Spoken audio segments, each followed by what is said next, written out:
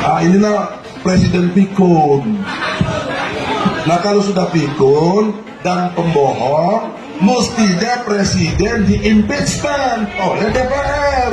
Karena apa? Pembohongan dan kepikunan itu perbuatan tercela. Ini bukan politik lagi. Bukan politik.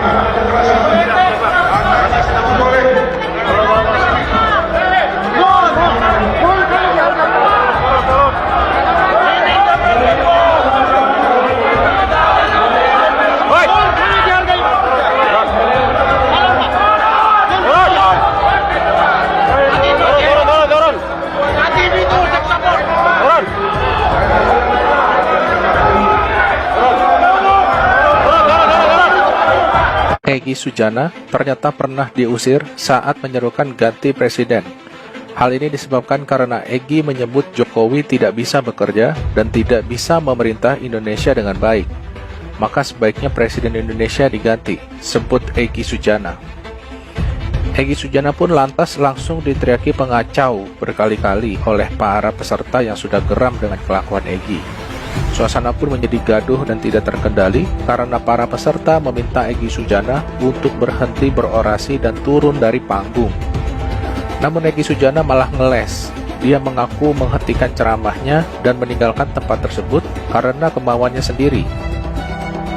Egy Sujana mungkin tidak tahu, dia memang punya hak untuk mengatakan ganti presiden, karena itu adalah hak sebagai warga negara Indonesia. Tetapi dia lupa, saat berbicara di depan umum, belum tentu semua orang bisa menerima pernyataan Egy Sujana. Jika Egy Sujana berbicara kepada kelompoknya atau pada kaum 212, sudah pasti omongan Egy akan disambut dengan teriakan takbir dan tepuk tangan yang meriah. Tapi sayang, kali ini Egy kena batunya. Dia harus menanggung malu karena diusir saat orasi di depan publik. Egy Sujana memang aneh dan nekat untuk berorasi ganti presiden di depan publik yang tidak mendukung kaum 212. Sepertinya, Egy Sujana melakukan ini untuk menaikkan pamornya dan menaikkan elektabilitasnya di Pilpres 2024. Egy Sujana diketahui ingin ikut mencalonkan diri dalam Pilpres 2024. Dia didukung oleh banyak ulama 212. Hanya saja, jika seperti itu cara yang dilakukan Egy untuk menambah popularitasnya, yang ada popularitas dirinya malah nyungsep dan menambah daftar buruk kaum 212. Karena Egy membangun narasi negatif tanpa dasar dan fakta yang jelas untuk menjatuhkan pemerintah yang sah. Egy Sujana memang dikenal sebagai pengacara dan preman provokator.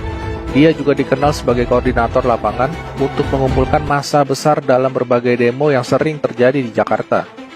Egy sebagai seorang pengacara, pintar bermain dengan kata-kata sehingga mudah baginya untuk memutarbalikkan fakta di depan lawan-lawannya.